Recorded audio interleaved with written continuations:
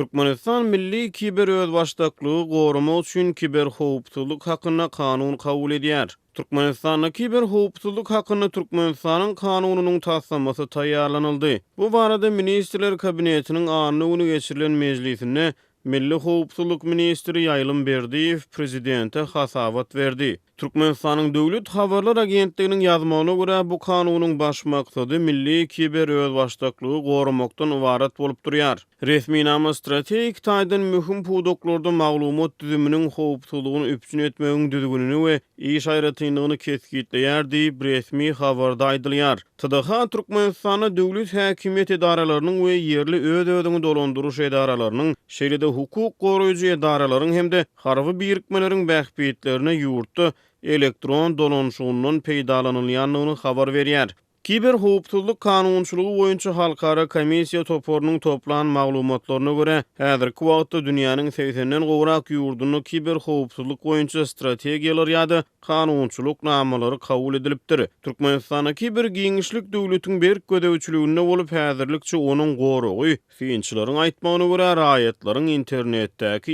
işçiliginiň ýazarlanmagynyň ibaret bolup durýar. Ýatlasak ýanwaryň aýagyna Azatlyk Radiosu Türkmen hökümetiniň kiber giňişlik işçiligi we munyň ýurt raýatlaryna ýetirýän täsiri boýunça geçiren derňew işiniň netijelerini çap etdi. 31-nji ýanwarda çap edilen derňewde Azatlygyň ygtybarly çeşmeleri Türkmenistanyň Milli Howpsuzlyk Ministrliginiň iki ýerli hususy tehnologiýa kärhanasy bilen hyzmatdaşlyk edip, Roden Schwarz nemis kompaniýasynyň enjamlaryny we ekspert maglumatlaryny ulanmak arkaly internetde ýurt raýatlaryny ýazarlaýanlygy barada güýçli alamatlaryň bardygyny habar beripdi. Beýleki tarapdan Türkmenistanyň soňky ýyllarda maglumat tehnologiýalary boýunça hyzmatlary hödürleýän ýerli kompaniýalar peýda bolup başlady. Ardu.net News saytynyň habar bermegine görä ýerli IT kompaniýalary iýunyň başyna Türkmenabatda duşuşyp kiber howpsuzlygy maslahat etdiler.